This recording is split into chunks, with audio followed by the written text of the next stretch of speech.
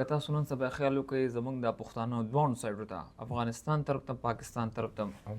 دوی فزیکلی منټیکلی ځان ډیر طاقتور ګڼي ځان ته ډیر ښه خلک وایي ځان ته پښتانه غیرتمن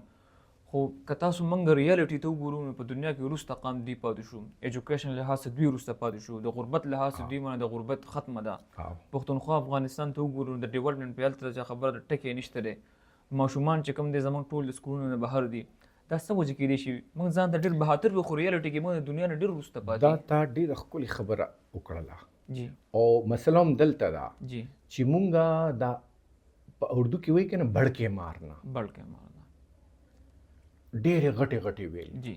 او ډېر بناوټي خبرې جی جی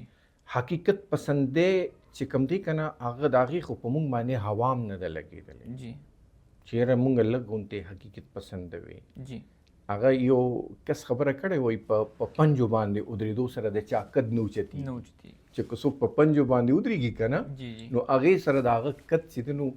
غټېږي نه ورسره جی نو دا اوس هغه په پنجو باندې د ودرېدو والا خبره ده